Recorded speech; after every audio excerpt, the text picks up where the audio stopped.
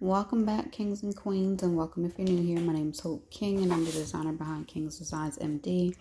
I just wanted to show you guys really quickly Dollar Tree vinyl. I have been playing around with this for a while, just trying to see if I can get this to work and what it will look like if I got it to work. So I finally got this to cut on my Cricut Explore Air 2, and I just wanted to show you what I did. So if I hop on over here to my laptop, I tried a few different settings. As you can see, I did my own setting, Dollar Tree vinyl, did washi, sticky note, DTV. This was again me trying using my materials. This was me trying, and then I finally landed on printable vinyl, which worked for me. So I just want to show you, when I started here, the pressure was at about 100. When I went to browse my materials, I tried to set it on the lowest setting because I heard other people saying that worked for them. Some people had theirs down as far as 70.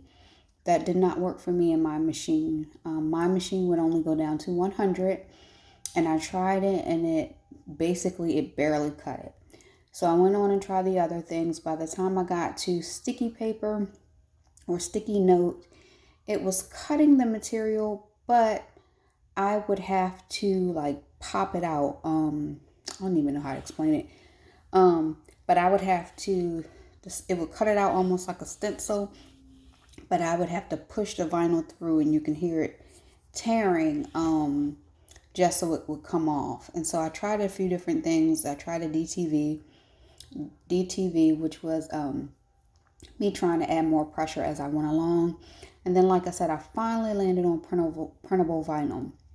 So when you go to printable vinyl and you look at your material settings, it is about a 200 in pressure. So let me see if I can pull it up here. If I put in print, let's see what we get.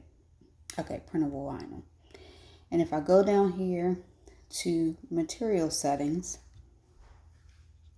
it tells you what all the material settings are. And so it tells you the cut pressure for all of your materials.